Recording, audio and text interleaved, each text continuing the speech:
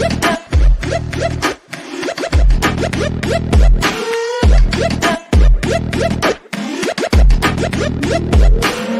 subscribe to get daily Manchester United content from passionate Reds, only on All for United.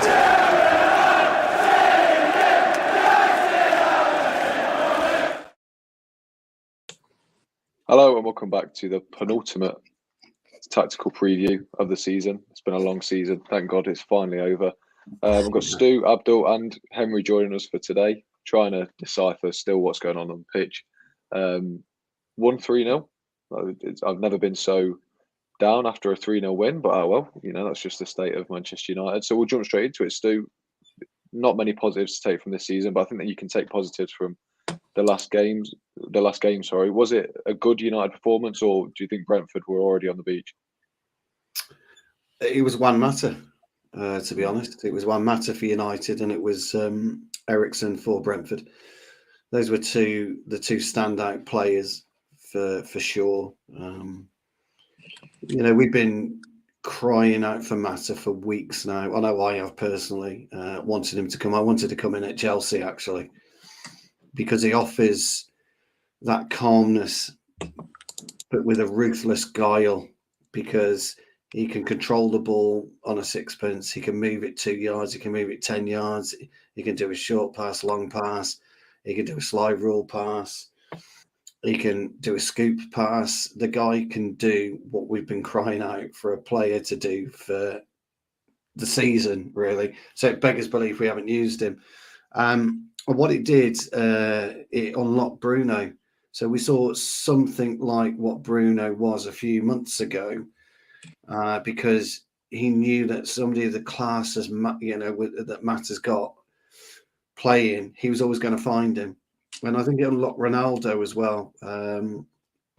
Myself and Abdul have been talking a long, long time about the players that we need to unlock Ronaldo. And I think we probably forgot Mata at the beginning of the season because, he wasn't featuring and he wasn't focused. But actually, if you were to look at the game as a whole, you were to look at his involvements and his cameo involvements when he came on against Everton, and for the last 20 minutes, etc.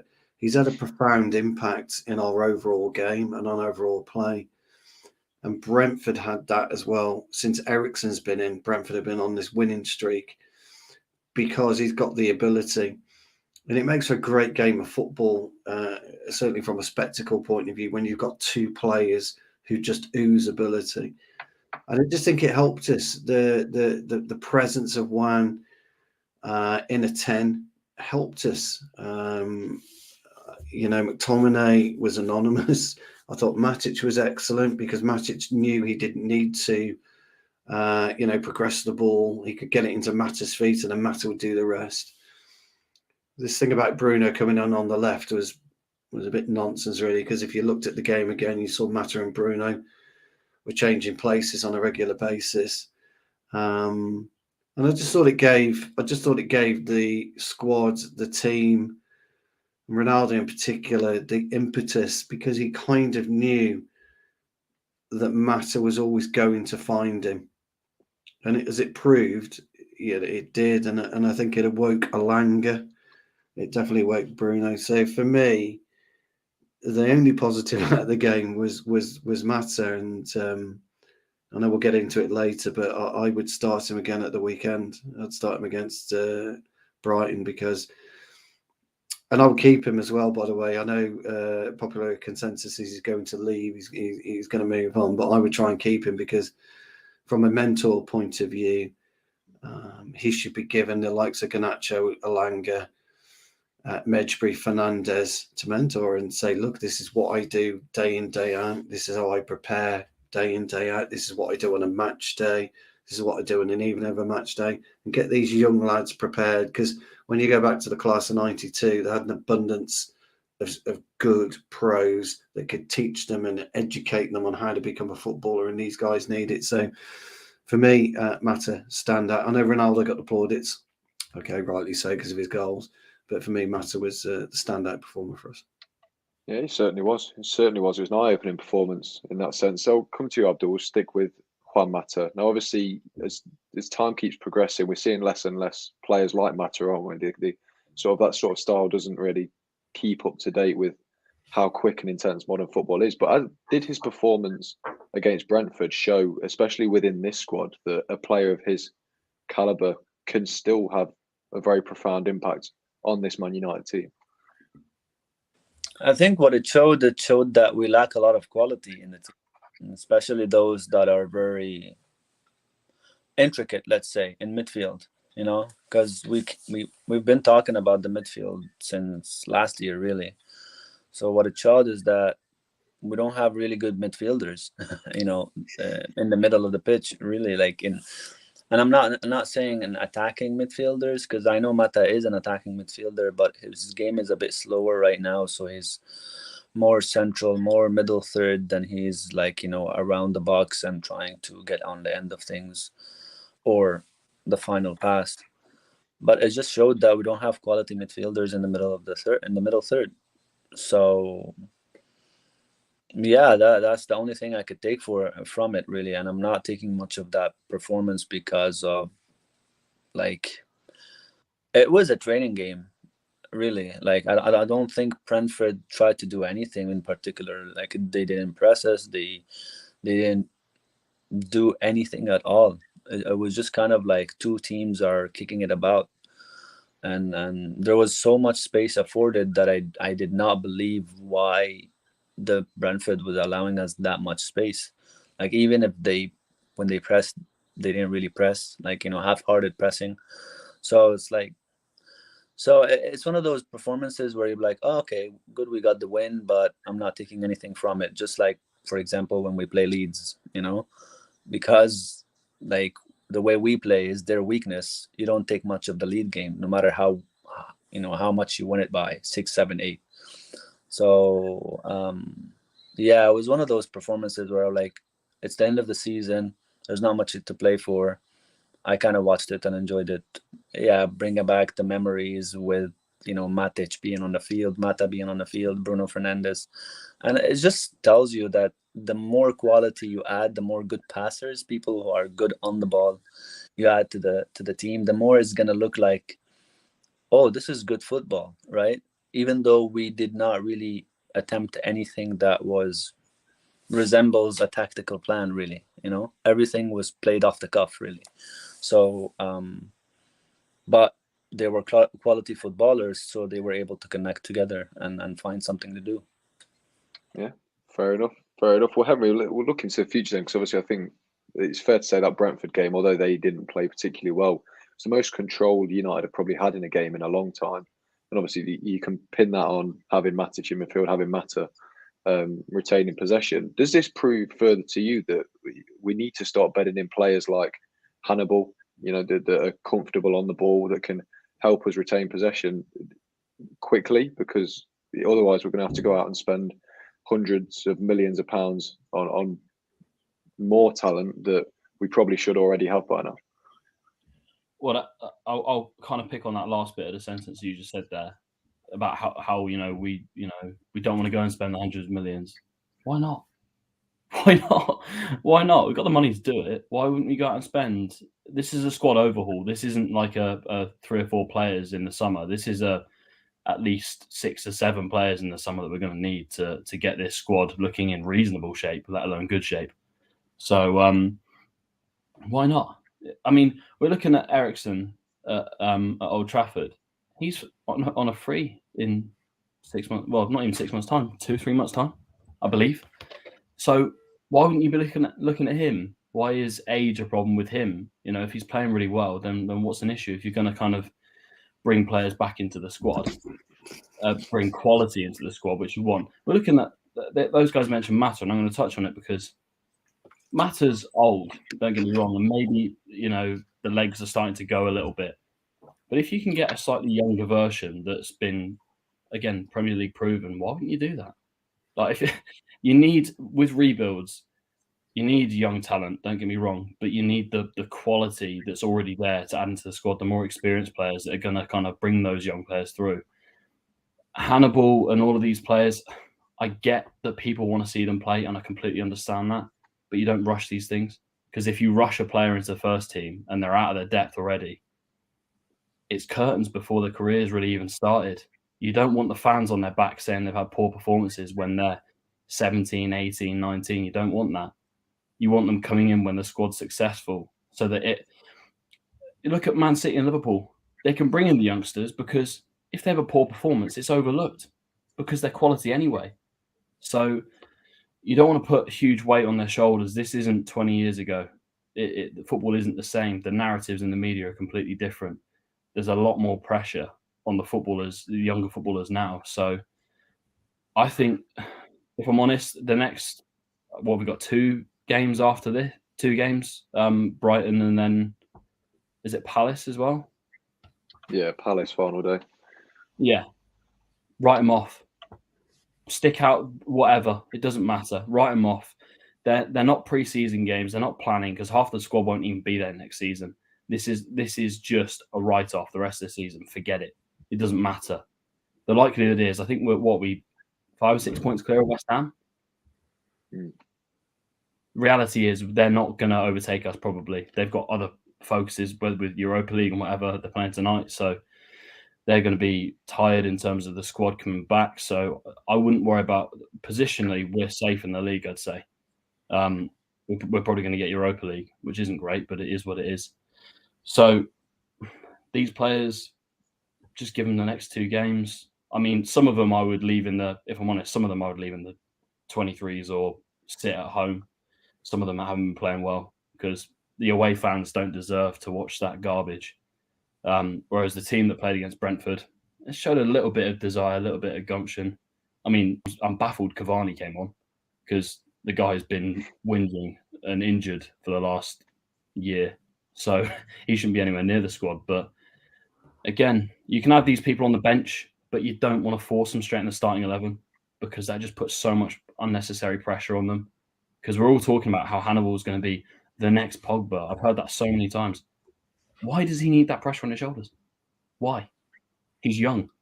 If you put that pressure on him, the fans will turn on him again when he has poor performances. The players, the younger players, don't deserve that kind of pressure at the moment. This rebuild is for the more experienced players to come in. Our expectations have to be lower as well. We can't expect league titles for the next 3 or 4 years. So just let it take its course and, bomb off the next 2 games. They don't matter. It is what it is, academic, really. Fair enough. We'll go from the youngsters to the oldest player in the team, which is Ronaldo. And I just wanted to start with you on this, Abdul, because I think since we last spoke, obviously he's played against Arsenal, scored, played against Chelsea, scored, played against Brentford and scored. Now, the goal's great, they win you games, but I want to touch on his overall game more because, in my opinion, and I'd like to get your thoughts on this, he seems a lot more involved in the games. He seems to be having more impact away from the penalty area. He's linking up well with players now. Are we starting to see a slightly different side of Ronaldo now? And if so, sort of why is that? You muted. Can you hear me now? Yeah. Yeah. So no, definitely he's been better since he took that City game after he came back from City. He's been improving slightly, especially with that link up play part of his game. Because before, like I told you, compared to now and then, the number of touches he would have on the ball are the same. But it's not about the number of touches, it's about what he does with them, right? So before, Ronaldo, when he drops deep because he wants to get a touch on the ball, he does absolutely nothing with it, or circle it back, or he loses it, or he just does absolutely nothing. But now it's not about keeping the ball with him. It's about dropping deep in the right areas and linking up with someone beside him, instead of just dropping deep for the sake of dropping deep and then either passing it back to the center backs or the midfielder that he received it from, or losing it. So that's the biggest difference he's making. And I think we've touched on this before. What's helping him with doing that is also also is Alanga.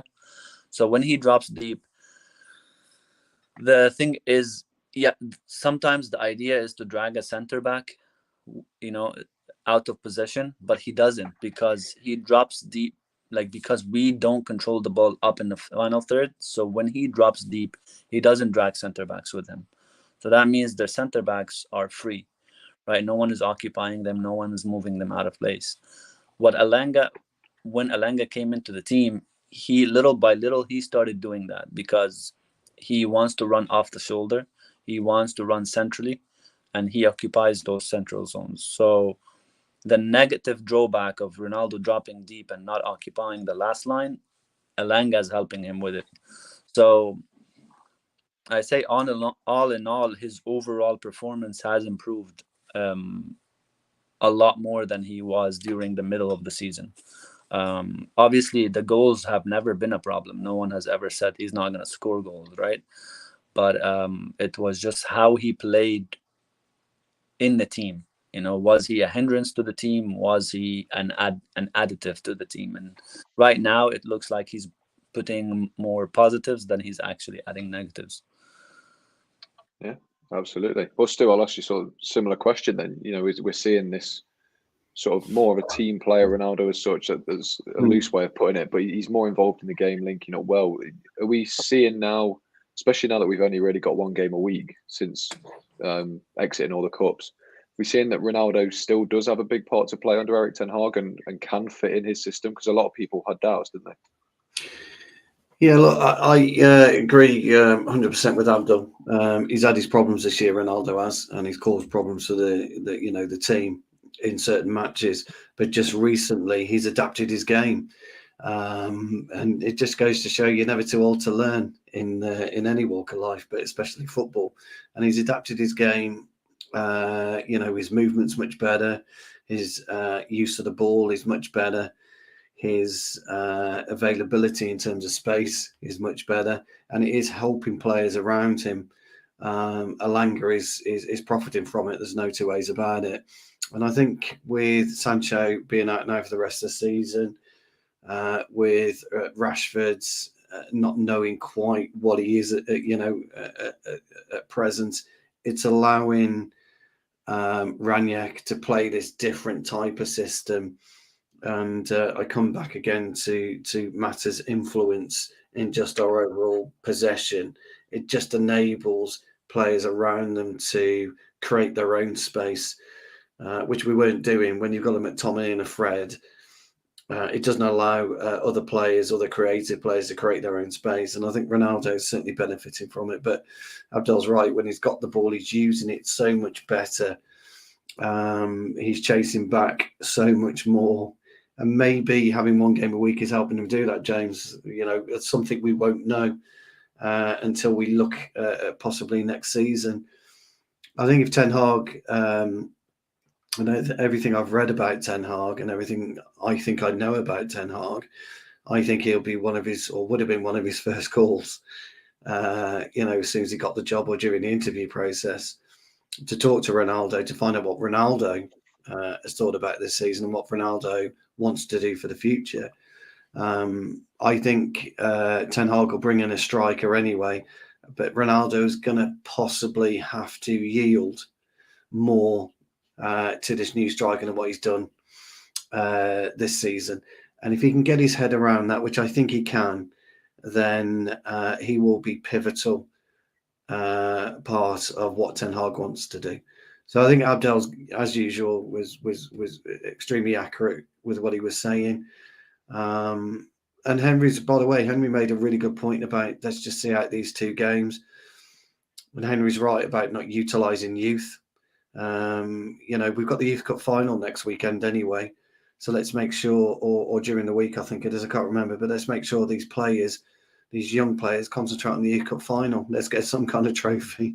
The women, the under-21s, the Devs won the cup and the title. They won the double. So, at least we're doing something right that Ollie started youth-wise. So, yeah, I would see him certainly here next season, but with a more limited role. I think he'll have to yield. Yeah, absolutely. Well, Henry, we'll follow up on that then. Are you in agreement? You know, we're speaking about Ronaldo playing one game a week and thriving. Do you think by bringing in a striker who can rival him for that top spot, are we going to see an even better Ronaldo next season? I hope so. I think we all hope so. But I think the main point is that he's done well in a dysfunctional side this season. I know he's been made out to be the issue at times, but he's done well in a very dysfunctional side. He's always had teams around him that have been pretty good. And to score the amount of goals he has in a side that half the players don't look like they even really care. So, and they're not chasing back, and he's having to do it for them. I'm just going to make a point. A 37-year-old should not be running more than a 24-year-old or a 20-year-old or a 26-year-old. That shouldn't happen in any game. You shouldn't have to work more than them, especially when you're up front and it's not your position. I know I'm targeting one specific player who couldn't be bothered to run back and put him on the other side and he couldn't be bothered to run back. It's embarrassing. It really is. So he's been labelled as the problem by some people for a bizarre reason. He's come into a team where he's not used to the system that we play. He's used to pretty quick wingers crossing the ball in the box. He gets the kind of poacher's goals. That's what he did at Juve. And that's what he did towards the latter stages of his Real Madrid career as well. He wasn't doing that. He's not doing that at United. He's having to chase everything. It doesn't happen in the size that he's in. So he's having to adapt. As Stu mentioned, he's having to adapt as a 37-year-old. And that's not easy, especially with your body. Your body's, you're pushing it really hard, especially when you're having to press and close down like he never has before. So he deserves immense credit for that. But I think he should be here next season. He's an influence. I know people mention about how he throws his arms up in the air, and he is a winner. He throws his arms up in the air because he's not winning games and he's not happy. And if he walked off the pitch smiling and applauding after every defeat, he'd be on his back even more. He is a born winner, and he's done it his whole career. He's done it since he was 17, 18. That's how he grew up. So, and he's not going to change now. So I think we should keep him at all costs. He'll get you 20 goals a season, as he's just proven. He'll get you that. Imagine what he's like in a functional team.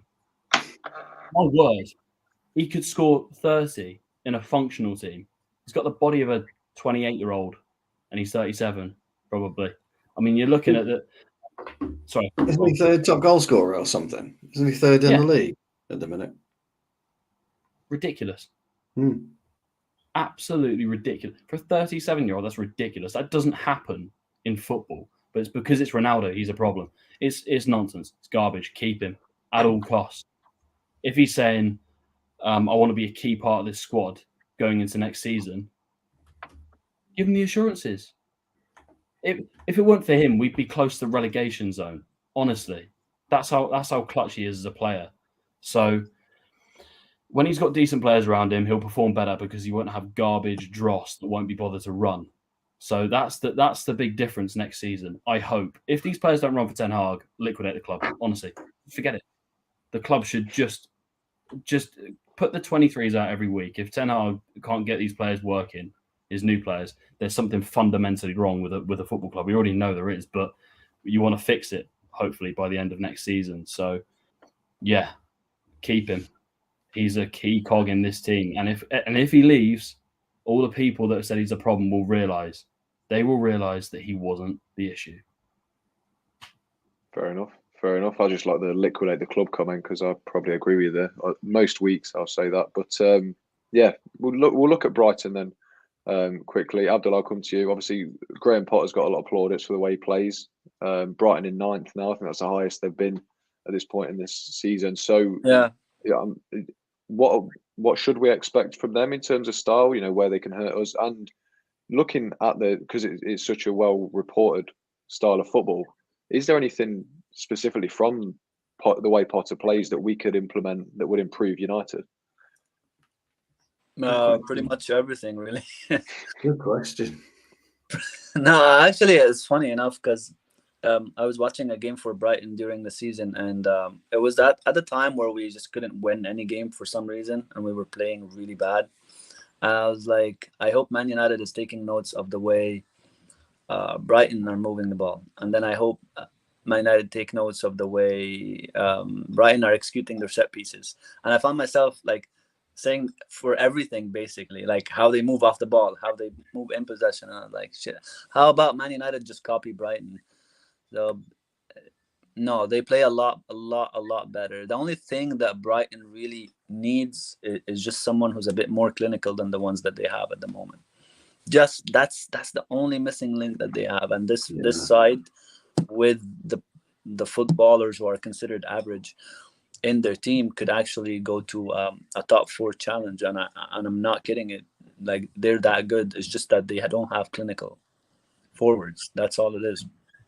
But it's very hard to replace the forwards that they have because they do a specific job for them. So when they want to replace them, they need to replace them with ones that can actually fit. But yeah, their possession system, their out of possession system. I mean, like the only reason they concede easy sometimes is because if they're the dominant team, right, and they get hit on the counter, their center backs are not very good 1v1 and they're slow. But in possession, they're quality technical footballers. So and that's the only thing that, I mean, if they change the center backs to a better center backs and more clinical forwards, they'll be a top 4 side. But yeah, like I mean, I think Brighton had a lot of 0-0 results. That's been their downfall, hasn't it? Is their draws? Yeah, a lot of 0-0s because they couldn't score, but they kept the ball much better than the teams that they faced. Can they hurt? They hurt us probably, but not really at the same time because they don't score much. And if they make a mistake at the back, like the same exact thing, how they played us at Old Trafford and we won them 2-0, right? Like we played shit, but we capitalized on 2 mistakes and scored 2 goals. Yeah, we did. So like that was a game we should not have won, but we won because they just made 2 mistakes and we capitalized on them, and they didn't score their chances. I hope we're better than we've been at that time. I mean, Ronaldo's playing a little bit better. I hope Sancho comes back and Elanga is starting. And the reason these 2 are starting over Rashford and the rest is because of the work they do off the ball. Like I've said it from back in December, the reason he's choosing Sancho and Elanga isn't because Elanga is a superstar kid who's very talented. It's because he's working off the ball. Like think of Elanga as Ollie's Daniel James. He's Ranieri's Daniel James, basically. Maybe he's not the best, most talented player technically, but he's working for him. He's doing the stuff he needs him to do off the ball. Same thing with Sancho. Sancho works not as extreme as Elanga off the ball, but he does a lot more than Rashford or Martial at the time. So that's why these 2 are being chosen to start with Ronaldo, because Ronaldo at first wasn't working off the ball, but now he's actually he himself is becoming desperate and working off the ball and trying to hassle people and stuff like that. But yeah, like it's gonna be a tough one because they'll control the ball from us, but I mean we can hurt them. They're not that good at the back, so that definitely with Ronaldo, Sancho, Elanga, I think we'll hurt them at the back. Yeah, I think it's going to be an interesting matchup for sure. Now, Stu, you'll have to excuse me. I'm just going to skip over you quickly to go to Henry because I know, Henry, you watch a lot of Brighton, don't you? You know, the second club as such for you. So, you know, we've got the obvious candidates like, you know, Bissouma and so on. All Brighton's players have exited my head all of a sudden as soon as I need to think of them. But, you know, what can you add anything on from Abdul about what to sort of expect from Brighton, who to look out for, where they can hurt us? Well, James, you'll know the name. You'll know the name. Moises Caicedo, the man of the moment that has only come into the side in the last few games. He was at Beerschot at the start and didn't really get into the side, didn't really play that well. Obviously, Beerschot at the bottom of the league, I think, in the Belgian division, the top division. So, but he's been phenomenal for them. He's come in. He's really strong on the ball, amazing on the half turn, combative, aggressive, willing to drive with the ball. Also a huge part of Colombia's, not Colombia, what do you call it, Ecuador, I believe. The national team that have got into the World Cup, huge part of that young side. An incredible player. I'd watch out for him. He's going to be the main man for them, I think. Obviously, you got your candidates like Bissouma. Cucurella, another player who, I mean, if Dalot's playing right back, could have a bit of a torrid time. He's rapid. He's got a wonder of a left foot. His crosses into the far post. Brighton, although they haven't got much height, they like to get the ball in the box. So expect quite a lot of crosses from Cucurella, especially if he's trying to get in behind Dalot. That means that Lindelof as well is going to have to be on his toes because he's going to be on the half turn quite a lot when the balls are coming over. We're going to have to try and press Rob Sanchez. You let him have the ball, his distribution is second to none. I'd argue it's up there with Ederson. That's a bold statement, but he's in the Spanish national team at the moment, in the top two keepers at the moment for them, and that speaks volumes in terms of the quality of of the ball at his feet. He's phenomenal. And then you're looking at the candidates up front. I mean, Trossard at the moment hitting a little bit of form, got some serious quality.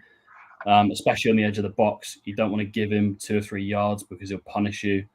And even you got players like Danny Welbeck who are willing to put in a shift. They don't have that out-and-out striker. I know they got Mopé, but when he's not playing, you're looking at Welbeck probably, but he'll put in a shift in terms of legs and pressing quite a lot. And then you got the stalwart at the back in Lewis Dunk, who I think is one of the most underrated centre-backs in the Premier League. He's got serious physical power about him. His distribution when it comes to long-range passes, again, top quality. You're looking at, I wouldn't put him up there with your Van Dijks and stuff in terms of overall game, but you're looking at distribution of long balls and the quality he's got at his feet. It's because he's called Lewis Dunk and because he doesn't play for, if he played for a top, 6 or 7 club, you'd be looking at him thinking, this guy's worth 60, 70 million. I think he's about 30 now, but you're looking at the quality that he's got. So, you can expect some serious quality from Brighton. They play a very specific style of play. They might play with a 4. They might switch to a 5. I know they've been kind of chopping and changing back to a 4 more than a 5 recently. That's to kind of compensate and add a bit more in midfield. If Pascal Gross is in there, or whether he's going to play at wing back. Sometimes he does, sometimes he doesn't, but he likes to cut inside. He's got that little Cruyff turn on him, that little nightmare of a Cruyff turn that no player, for the life of me, I can't understand why. It's like Mo Salah coming on his left foot. I can't understand why people don't read it, but you just can't stop it. The little sexy Cruyff turn that some players do.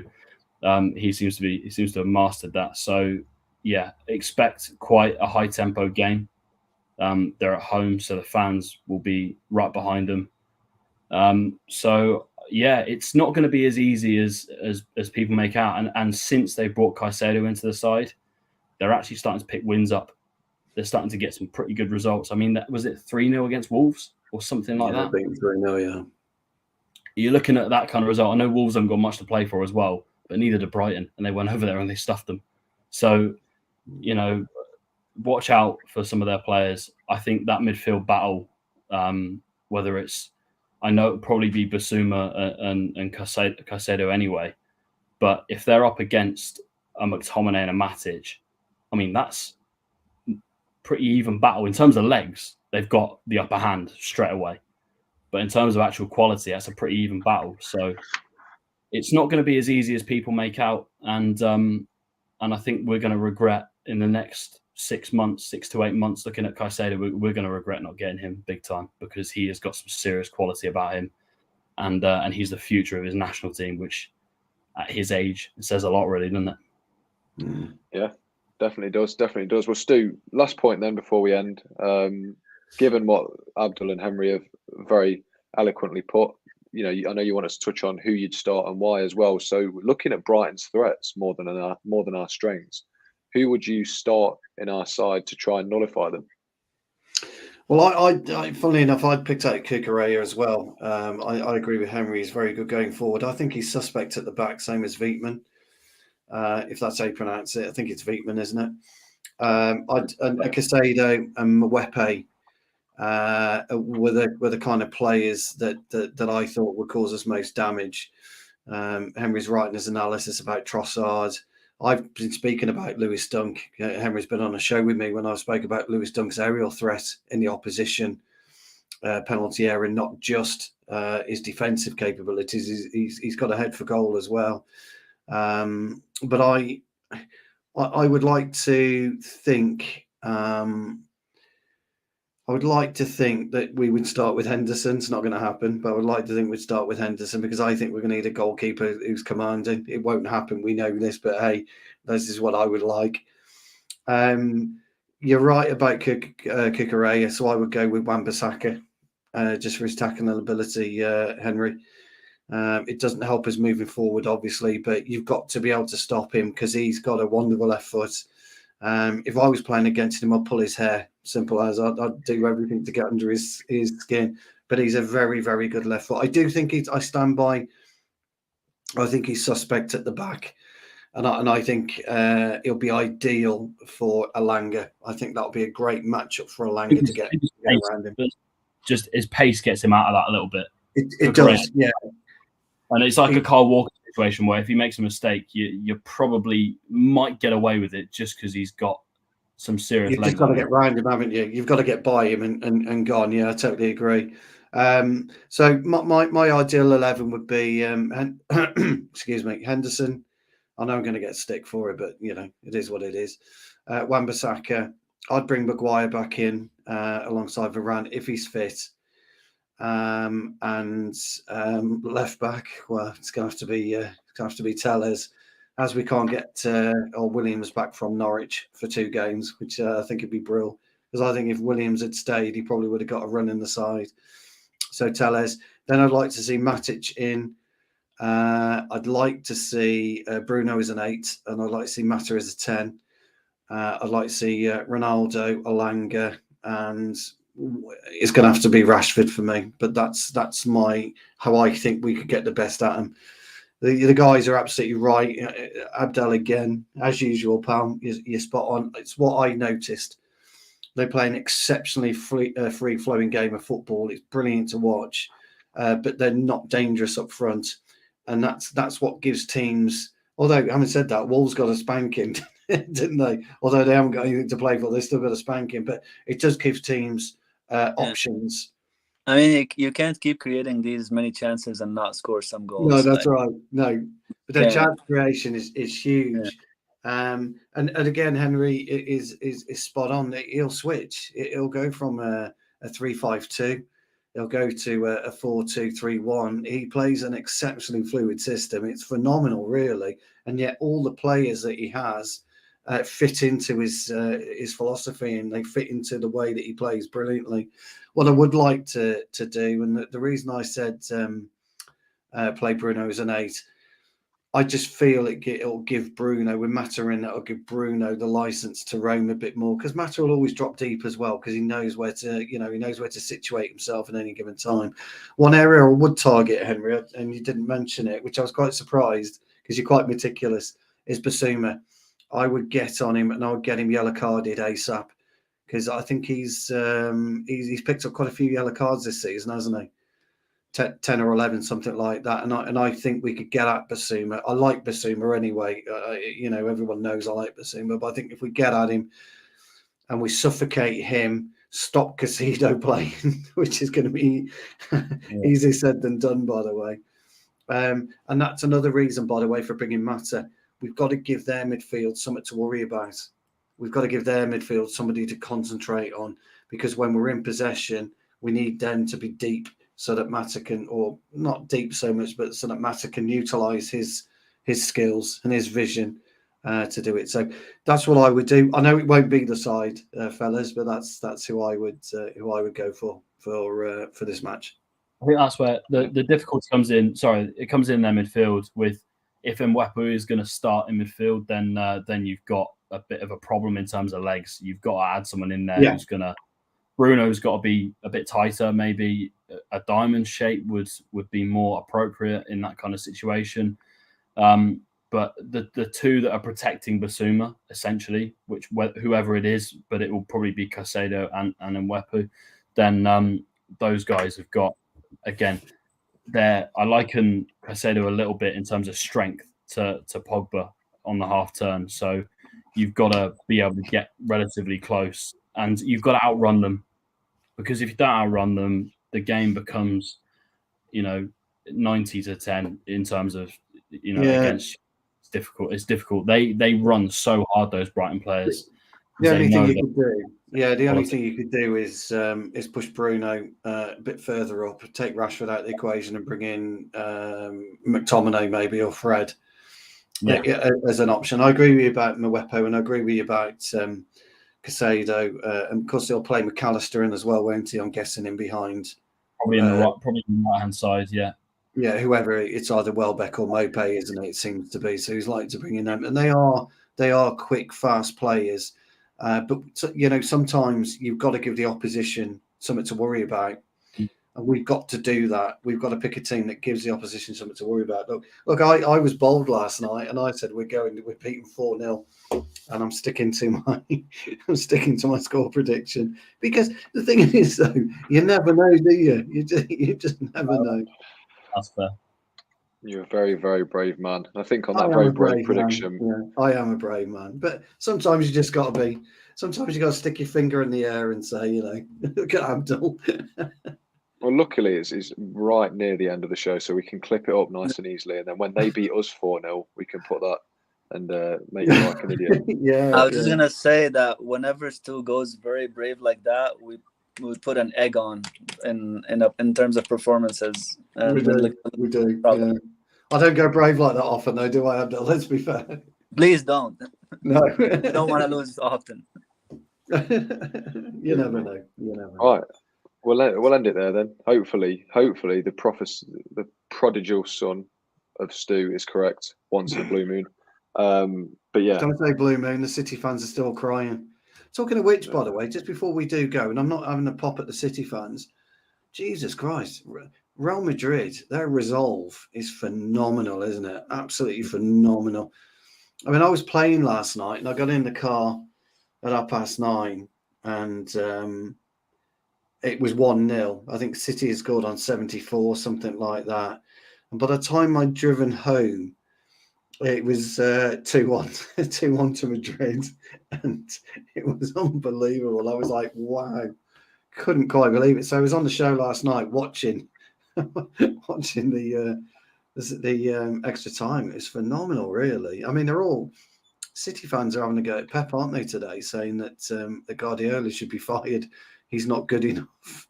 And I just like, for goodness sake, I just hope now Madrid do us a favour and beat Liverpool. And I tell you what, Liverpool will not find that easy at all. They won't find that game easy at all. I'm just hoping we witness a complete massacre when it comes to Vinny Jr. against Trent. I want to see him turn him inside out like a hat. Because it would be awful. He is awful, isn't he, Trent Alexander-Arnold defending? He falls. He's just dopey. He just falls asleep. So it would be beautiful to watch him get dunked on in that game. He's not bad, but he's covered. He's covered, which is yeah. Like people think he vacates that space, and there's a nice space there. No, he's covered. So but if you that space, if you get 2-on-1, or even 2-on-2, with Mendy and Vinny Jr. against him and whoever it will come across, Henderson or whoever's going to come across, that still could be a big problem. You've got a lot of pace there. See, Vinicius Jr. is a hell of a player. That Mendy, I mean, he's come from nowhere, isn't he? He's the Chelsea keeper's cousin, isn't he? I think, or something like that. And but he's come from there. He's a quality left back. They signed him for a lot of money. They signed him for a lot of money. He's quality, he is. But do you know what would be hilarious out of all of this? Because they've got 2 tough cup finals. I mean, Chelsea will be no walkover. And Madrid, I'd love it if they came away with just the Carabao Cup. I'd piss myself. Supposedly the greatest team in history win a Carabao Cup. That'd be the Carabao Cup. That'd be so funny. So, come on, let's have it. Right, lads. I'm gonna have to shoot because I got footy. Believe it or not. Yeah, no worries. We'll bring an end to the show then. Guys, massive thanks for joining me. On, by the way, last night. Hey, what? What? Didn't you play five-a-side recently? Me? Yeah. No, All right. I thought I saw in the chat. Okay. I've obviously got that wrong then. no. Monday I did, but it's not. What, did you get battered? No, it wasn't a competitive game. It's just a kickabout. It's irrelevant. It's What, irrelevant. did you win? Every team I'm on wins in some way or another. But yeah, Shocking. regardless, Shocking. we'll end it there. They got beat, didn't they? You can just tell. I need to end the show as quickly as Let possible the before Stu let the figures man out how end to the unmute show, himself. Yeah, as I said, thank you for joining us. Thank you for tuning in. Be sure to like and subscribe if you did enjoy. As always, loads of coverage around the game. So stay tuned, and we'll see you next time.